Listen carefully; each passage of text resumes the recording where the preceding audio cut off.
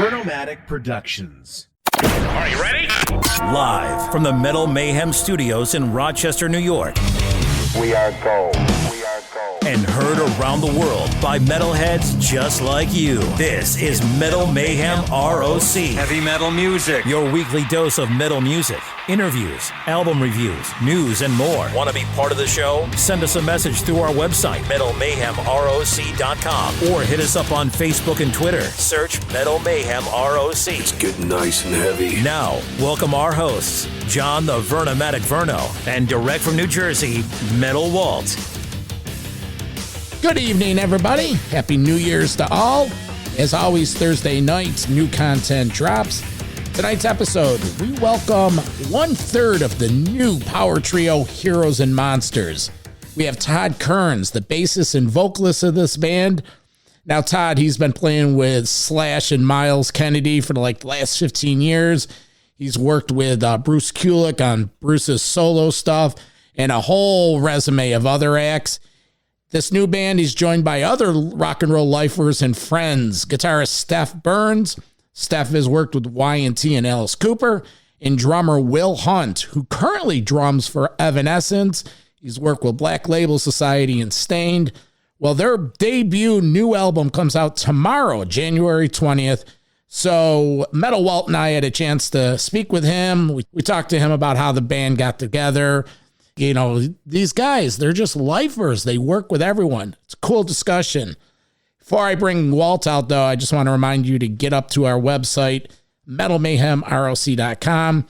Now, join our community by, when I say that, I mean, fill out the newsletter. That way you get a weekly update whenever we have new radio shows, new podcasts. We have weekly CD reviews from Mark Zagatti. He joined our staff. Last week, he did a review for this band, Celestial Wizard. This week, King Kraken reviews. Now, these are bands that fly under the radar, but, you know, we're always trying to expose both ourselves and you, our audience, to some of this other stuff that's out there. So check that out. Recent podcasts, we had a two-parter with Jason McMaster. We had Tim Ripper Owens at the holidays. And then we have our other 140 plus episodes. So go there, download, subscribe, review, all that stuff. It really does help. Let's welcome my brother in metal, Metal Walt from New Jersey. So today's feature interview, Todd Kerns, Heroes and Monsters. What'd you think? It's kind of like when we talked to Jason McMaster last month, and we had a little bit of an agenda, and then we didn't, and we just started talking like a couple guys in a room in a garage, blasting some music, and he was just like, you know, we talked about the new album, the new band, Heroes and Monsters, but it just got into fandom and all the other stuff he does and all the things we like. Just a cool, regular old guy that we could all relate to. All right, well said. So let's get into this. For Metal Walt, I'm the Vernomatic. This is Metal Mayhem ROC.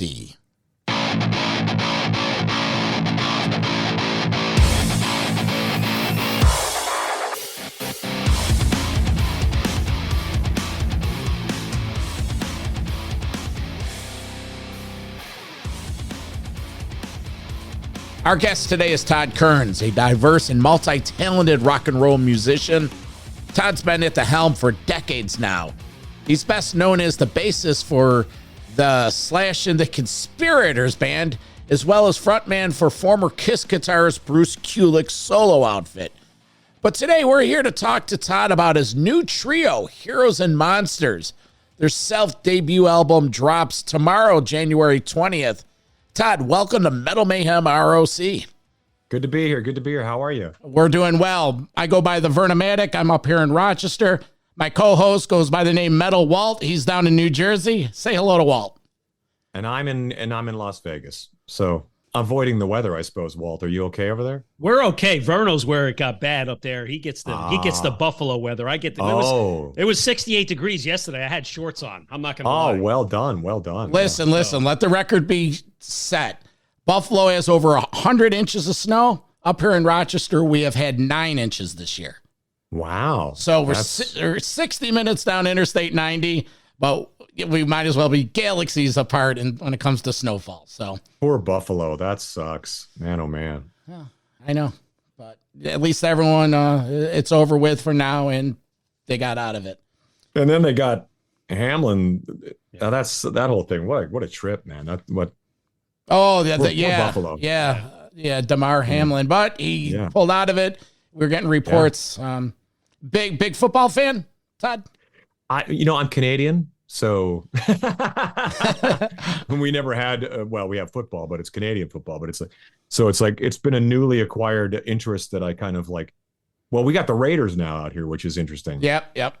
That's a whole other conversation. But I still haven't been to a game yet. But I go to the Knights all the time, the Golden Knights. But that's hockey. That's a given. Well, you stole my question for later, Todd. I was going to say, being a Canadian guy, who's your team? I'm a big Islander fan, but I guess you're transplanted Canadian following a Knights now, right? Yeah.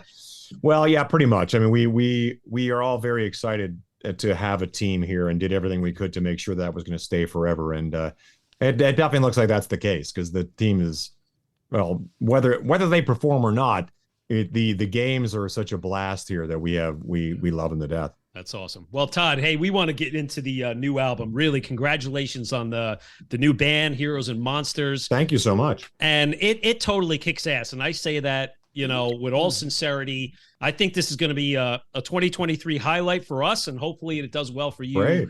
The same. But before we get into it, I got to know something. Why are you called Todd Dammit Kerns? Nah, it's funny. Well, Todd Dammit rhymes with God damn it, so that was kind of the nickname as when I was younger, and then then there's a punk rock aspect of Johnny Rotten and all those kind of things where you stick a name like that in there.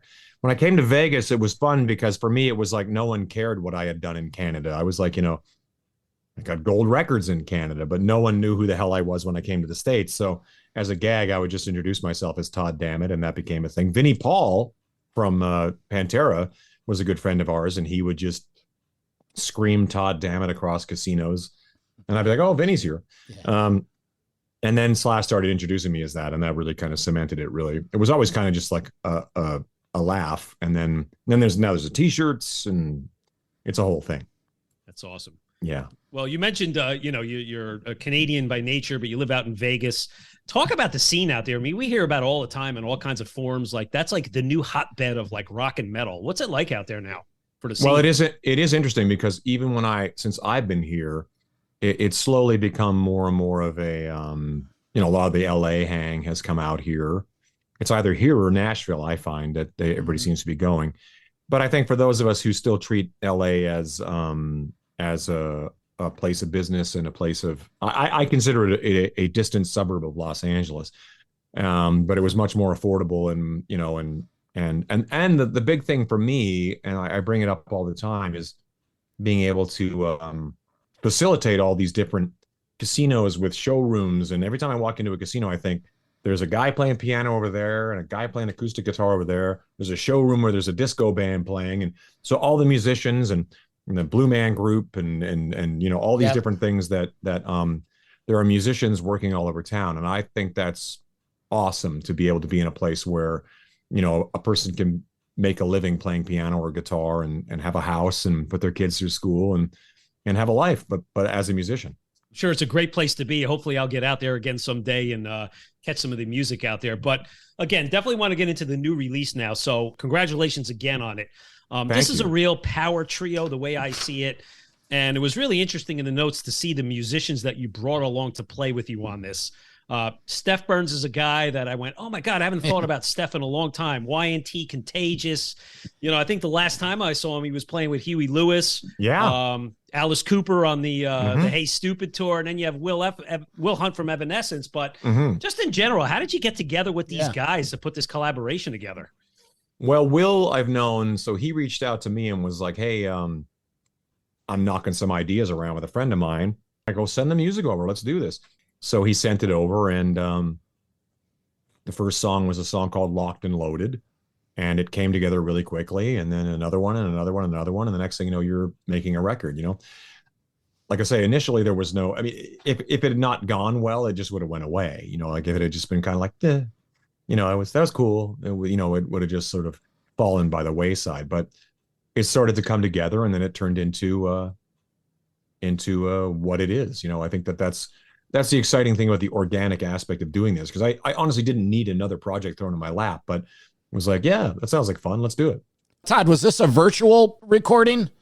Oh yeah. It was completely remote. I'd only entertained one other project like that. Prior to that, I'd done a record called Minefield with two friends of mine from Ace Frehley's band. And we did that. We just kind of made a record completely. It was also during COVID. And that was really fun. And then with this, it was very much the same thing. So by that point, I felt quite confident that we could do it, because working with Slash loves to be in the room together. Yeah. We're going to go to a studio and make a record. And that's the preference no matter what, But that said, it was sort of, Stef's in Milan, Italy, and Will's in Florida, Orlando or something. I'm here in Vegas. So it's kind of like there's no reason why here in the 21st century we can't do this. So that was just basically the idea: writing, sending ideas around, recording, and all that stuff can be done completely independent of one another. So, hey, back to the release. Again, the press notes kind of, they bait you and they say, you hear the influence of the guys on this, yet it has a, kind of a modern feel. When I dug deep in there and I heard your singing, my brain immediately said, oh my God, I hear Freddie Mercury and I hear Dennis DeYoung. Yeah. Talk about how you guys put this stuff together. What was your inspiration, or what did you set out to do in writing this album? I've been thinking about that very thing, because it's often, kind of going into things with a game plan. That game plan always changes depending on how things kind of roll along. And the sound of the band, you can kind of have an idea of we should do this kind of a thing. And often as you're doing it and writing it and putting it together, it can kind of become its own thing. And I think that's very much what happened with this. I think it just sort of, we didn't really kind of go into it with too many preconception ideas of we definitely had ideas of what we like. I mean, there's going to be collectively what we like, and then there's individually what we like. And everybody brings their own, their own dish to the potluck, as it were, and sort of and you kind of serve it up. And this really kind of grew into what it is in its own way, and I think that's kind of the beauty of something like this, is it kind of really becomes its own thing. It's with this, it's Heroes and Monsters didn't exist, in 2022 and 2021, let's say. And then all of a sudden it exists, and then, wow, it's just cool to see that there's these songs and this sound out there. What's the name of the band about? And about the album cover, we always like to talk about the album cover, because we're old school guys. I think we're all in the same age range. We like to look at the product. I appreciate that. No, we look at it. It's got that imagery, the clouds looming. There's somebody standing in a cornfield. What's the image and the name of the band? Talk about it. Image-wise, I just liked that image. It was a photograph that they showed me, and I was we looked at a number of different things, but there was something really cool about that sort of, the moodiness of the image, and the sort of, in a weird way, hopefulness and the power of the lightning and all that kind of stuff. But the name, I think, to me, sort of represented in a way that weird thing of how we have, that guy's my hero, but to somebody else, that guy's a monster. You know what I mean?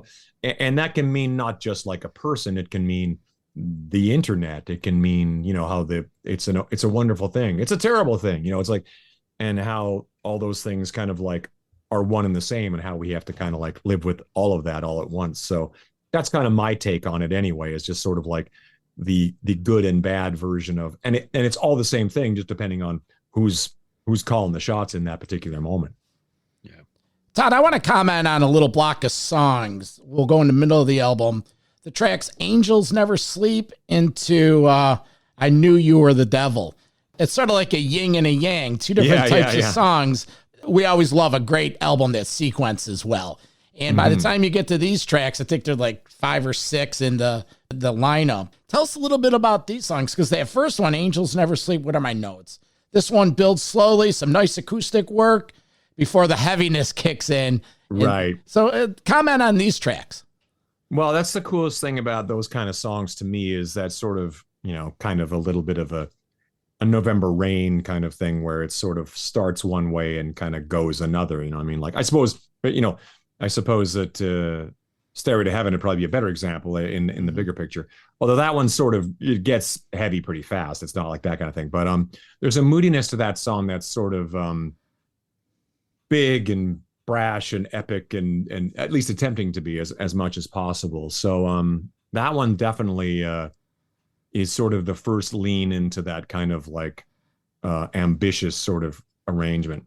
Devil is super in your face rock and roll song, you know what I mean? Which, to be honest, I suppose is sort of my natural go-to, is always the kind of like, yeah, this song whoops ass. Let's play this one as loud as possible. But I think it's important to have those kind of, lights and shades and ups and downs within the course of a recording, because it's weird to have a record that's 10 songs that are exactly the same song or different versions of the same song. You know what I mean? So, but yeah, I think it was very cheekily on purpose that there was an angel and a devil song next to each other. Yeah. Well, those are the devil song. That one's got balls all the way. But Todd, my observation of those two songs specifically, I was listening in on Stef's guitar playing, and there's a lot of contrast in his playing. You get his ripping, shredding, melodic guitar solos that we know him for from back in the day, but then there's also sort of the down-tune riffing that's apparent in most of the songs. You hear it on the opening track. You hear it on most of the tracks. Yeah. What's Stef? What was his approach coming in with his work? He's such a monster player. I totally understand why he's had so many diverse gigs. You know what I mean? Like he's sort of, something like Heroes and Monsters really only shows probably 10% of what he can actually do. Do you know what I mean? As a musician, but he is one of those players that, in very much sort of defines the sound of the band, like you were saying with the down picking kind of thing. That is a very big part of the sound of the group. But he is a monster player. And I really hope he gets, even more recognition just by people checking out this record. It's great playing. And again, it reminded me of that. Wow, I haven't thought of him in such a long time. I want to grab a couple songs that are my favorites. And you talked a little bit of Locked and Loaded. That one kind of sets the tone for the album. But then Raw Power and Let's Ride It. These are two of my favorites. Here's my notes on them. Raw Power showcases that down-tune riffing, but the strength is in the vocals, the ranges and the harmonies, killer guitar solo, and a really, really strong and catchy chorus, the Raw Power chorus. Yeah. And then Let It Ride is like, this is, to me, one of the two highlights on the album, for me at least. It's got the vocals are amazing. It's a real party-type song, super melodic, catchy. And again, I hear that vintage Freddie Mercury in there. So, whatever you look to do there was well accomplished. So talk about those two. Well, thank you. I think a lot of your references are pretty bang on. I think that, stuff like, Vintage Queen and Cheap Trick and some Sweet, in stuff like Let's Ride It, I think is definitely on purpose with a big gang vocal chorus. And it's just a good time. That song's a really great, fun, big song. And it's in its own way sort of represents much of what the three of us are very much into. And then something like Raw Power is that sort of like, the gloves are off, we're coming out swinging and lock up your children. Yeah. It's definitely good. And another one that later in the album, I think that ties in here. And this is one, I don't know if you ever plan on getting this unit out on the road, but Set Me Free, man. That one is just highlight, number one track for me. I mean, it's got the musicianship. It shows your chops. There's jamming. There's improv in there. That one would be totally killer live. It's got that fast pace to it. And even a song like Break Me, I'm Yours, like I hear like a little simple riffing, like an AC/DC going on there. Just really, really cool rockers. Vern, you've listened to the album. What's your take on these? Oh, I agree. And I see the Queen too. There's just something about it. Right. I like the subtleness, like the last track, And You'll Remain. A great closer. The acoustic buildup has a bit of a march to it. It's one of those songs that we had a tough time figuring where to place it because it felt like, for lack of better words, that kind of like, I hate using words like important because it seems like super pretentious, but it felt like in terms of what we were doing musically and what we were doing like it felt like something that should have its own moment. So having it at the end of the record felt like maybe the closing credits of a film or something, the closing credits of our film that we just, you made you listen to. So, but yeah, I think that's important to have those sort of hills and valleys and peaks and valleys of how music should be really heavy or sometimes a little on the, intimate and delicate side. And that song is definitely one of those needs to be kind of heard kind of songs. Now, totally. Walt quickly mentioned something about touring. Yeah, we are going out for a few weeks in February to Italy. We're going to do a run of some cool stuff over there, which I'm really excited. I haven't been overseas since 2019, so for me, it's time. Mm-hmm. And then like again, talking about resumes, it's like then you've got to deal with Will's going off to Evanescence, and we all have other stuff going on. So that in itself turns it into trying to find another window where we could be able to do something like that. I mean, this kind of stuff comes up. I mean, when you talk about Frontiers, they often put together a grouping of guys that make a record that have no intention of touring. They'll just make a record and it's awesome, but it's just not likely that it's ever going to tour. But we always intended that we would like to be able to take this thing out and do something with it. Do you know what I mean? And then that way, but at the same time, it's so difficult with all of our schedules. And I think that, those schedules existed before there was COVID. So, and then when the COVID went away or when the lockdown went away, those schedules still exist. So now it's a case of like, we're putting out this music. We're proud of this music. We hope you enjoy this music. And we're going to try and make it all work one way or another, hopefully at a club near you. Who knows? Yeah, that would be awesome. Well, it is a great release, Todd. We really love it, as we said. We want to be mindful of the time, and we want to get into a little bit about the other parts of your career, a little heavy metal history. John, I think you have a listener question. Yeah, Kale Jammer, formerly of Rochester, spent 30 years in Henderson, Nevada. Ah, of course, yeah. When I mentioned we were doing this, he got all excited, and he's a big Golden Knight fan himself. So Sure. Maybe you guys have bumped into each other at games. Probably. Kale Jammer asks him about the Bruce Kulick New Year's Eve event, wondering how many people pony up the dough to go to that. Comment on the Bruce Kulick whole experience, the New Year's Eve event and all. Yeah, we just had that this New Year's, so it was meant to be held as a intimate kind of hang, and I don't have a whole lot to do with the business. I was just asked to play 2 days and one acoustic show and one electric show, and I was like, hell yeah, sounds like fun. And it was. We had a blast. It was Bruce held it as like a 2-day, maybe even a 3-day type thing event where people came in and they hung out. Mm-hmm. They went to Kiss mini golf. They had dinner together. We did a roast. Don Jameson from Jersey, from that metal show came and hosted a roast we did of Bruce, and then we got up and we did an acoustic show on the first night, which was really fun, getting to do some of that, I was going to say more acoustic stuff, but we do like a lot of stuff that wasn't originally presented as acoustic in acoustic form. And then we did the electric night the next night. So it was really fun. I mean, that whole Bruce thing has been a real gift.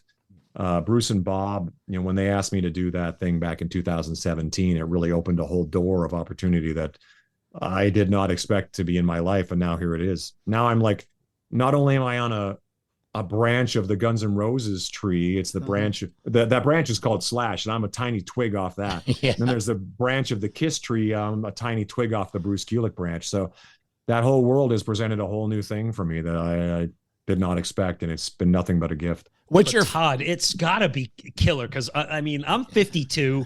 My first car, 76 Buick Skylark, 1987, 88. I had three cassettes I played those years. One was Crazy Nights. The other one was Vinnie Vincent's Invasions, All Systems Go, and the other one was Frehley's Comets debut. Oh yeah. I mean, I fucking burnt those cassettes out, man. Every time I see that these shows go down in Vegas, I'm like, God damn it! Why can't Bruce get over here to Jersey and do one? And check this out. I'm friends with one of the guys from the Grand Funk Railroad camp, and he's friends with Bruce. he connected me with Bruce. We almost got him on the show last year, but he was prepared for that whole Creatures Fest. Right. I was like, but this is something I got to see this at some point. If he can't bring it here, we got to go to Vegas, John. So you got to tell Bruce. East Coast. I know we keep trying to get it anywhere else. Like we do the Kiss Cruise or we do Vegas because we're all in Vegas. So, but we keep threatening to try and get it out. But again, it's another thing with scheduling with Grand Funk and Zach plays with Ace Frehley and Corey Taylor. And then me and Fitz play with Slash and everything else that we got going on. So it's one of those things, but it has been a blast, honestly. Like the first time I saw Kiss was Animalized. So Bruce was the guitar player. And, it's one of those things. Like, I can't believe I play in a band with this guy. It's so weird. And his wife, we learned through COVID that his wife has like a pancake recipe business. And I ended up communicating online with her. And I'm like, wait, I'm trying to get Bruce on the conversation to talk Kiss. And here I am talking about pancakes. So hopefully at some point you were over his house and maybe his wife cooked for you. Oh yeah, that happens all the time. Even awesome. Bruce is a pretty good damn cook himself, actually. Yeah. Let me ask you, what's your favorite songs to play from Revenge or Hot in the Shade? You know what's so funny is it's actually the ones that you least expect. I remember Bruce was really pushing for Turn on the Night from Crazy Nights, and I was like, okay, sure. Mm-hmm. But then you play it and it's something about scaling away the production of those keyboards and the stuff from those records. When you start playing it as a rock band, and you go like, this is a whole other experience. And a lot of the experience is actually witnessing the reaction of the people as you're playing these songs. That's what's the big deal. Because there's songs that I love to play and there's songs that I enjoy playing more than other songs. But when people freak out to Little Caesar, the song that Eric sang, we do that. And that kind of stuff. It's like stuff that they go, I would never have expected seeing this played in a live context. So when they do, it's just a big deal. So that said, there's, so many songs. I mean, I was a fan all the way through. I was not one of those guys that was like, I'm done. I was there from, Lick It Up into Animalize Asylum and on. And I was just, and then they put the makeup back on and I'm still here. Yeah. I got all Kiss guitars to prove it. That run of Creatures, Animalize, totally. Lick It Up. Totally. Crazy Nights got a little colorful, if you will. Of course. Yeah. But, Mark St. John era. Now you mentioned you saw Animalize. Who opened for him when you had a chance to see him? Dokken. And it was funny because on this most recent Kiss cruise, I'm standing side stage with Paul Stanley, which is weird enough. Yeah. And I look at Paul and I go, the weird thing was the first time I ever saw you guys, these guys were opening. He goes, huh. You just kind of like, whatever. yeah. But that's it was a moment of what a big deal that was to me. Getting to see Dokken, let alone Kiss, was a big deal. Yeah, I saw him with Queensryche. Yeah, Queensryche was a big chunk of the tour, but we were just before Queensryche joined the tour. We was on Tooth and Nail, Dokken. Yeah. Who I loved at the time. I still have a great deal of respect for those guys. Well, Todd, a couple more things before we let you go. We talked about your Slash. I can say I'm a big fan of Slash and Myles Kennedy and the Conspirators. And I was looking at the timeline. I think the band's been together 12, 15 years already. I was looking at my list of shows. I've seen you guys 4 times in the tri-state area. Wow. Really, really love it. And I can't say I'm the biggest GNR junkie, but somehow the way you guys delivered those songs along with the regular catalog was just totally killer. And talk about that period. And I think there was one thing I wanted to ask you specifically was, I believe on a couple of the tours, did you sing the song Dr. Alibi, the Lemmy song? Oh yeah. No, okay. I've always been singing that one. So we it'll be 13 years this March that we've been playing together. So which is surreal. I mean, but I say that, but it'll be 15 years since it'll be 2010. So 13 years. Oh my gosh, my brain. Yeah, 13 years I've been playing with Slash and 11 years of the Conspirators. So that's basically how that works. I've sort of been singing a little piece of the show since the beginning, a little this, little that. So they've had me sing Guns N' Roses songs. They've had me sing all kinds of stuff. So yeah, it's a fun thing. Like everything else, it's getting harder and harder to kind of find a moment to do the goddamn thing. But we did a record at the top of 2022. That was a blast. That came out. We did a quick run on that before everybody else got busy with everything else we were doing. So we're just trying to find a moment now to get it back on the same track. it's not easy. No. A lot of moving parts. Yeah, I'm sure. I have one last question. Pay homage to your Canadian roots. You have the Age of Electric and Toke. Is that how you pronounce the? Toque, actually. Toque. You're close, yeah. Yeah. What is a French toque? word? A toque. A toque is yeah, it's basically a beanie like the South Park kids wear with the pom-pom on top. They call that a toque. It's a French word for that kind of hat, I guess. And for Canadians, it's like if you said a toque to a Canadian, they know exactly what you're talking about, but it's a very specifically Canadian word, yeah. But the question is, how deep do you go into Canadian metal? Anvil, Exciter, Killer Dwarfs. What about Sword? I remember Sword. Yeah, absolutely. Yeah. Those guys are great. They just released a new one. Did they? It's Sword 3, Rick Hughes, and all the guys. We had them on the show at the end of the year. And wow. Fantastic. Those guys are great. Old school, like real true metal. Yeah, I love that. And the fun thing with Sword 3 that just came out, it's all the stuff from Metalized and the follow-up that the AOR guy at the time said wasn't good enough. Love it. Yeah, they brought it back out and polished it up. So that's the most rock and roll thing I've ever heard. Yeah, so I'll let Walt finish this up. Hey, Todd, thanks a lot. I learned a lot. It was like I was a listener. You guys... But best of luck, and we'll run into you in the future for sure. Absolutely. Thank you. Yeah, Todd, it's been our pleasure. One last thing, your time to shamelessly promote anything you want aside from this new album, new band. What else is in store for you in 2023? Where can we find all about your activities? Oh, come find me on the social media, Todd Kerns, everywhere except Twitter, Todd Dammit Kerns. The what else? Heroes and Monsters band. Go to Frontiers, find us there. Tracy Guns and I wrote a record during COVID. That's coming out towards the end of 23. So it's fucking great. Frankly, I think it's one of my favorite things I've ever been a part of. And so just lots going on. Tuca's got a whole bunch of stuff coming up. It's going to be a crazy year. Awesome. Well, it's been a pleasure, and we're going to get the word out on this new album. And, we'll hope to talk to you again down the line, get you back on the show at some point. Please, I'd love to. We'll get on, hang longer, talk about deep shit. Yeah. We go deep. We go deep. I love it. That sounds good.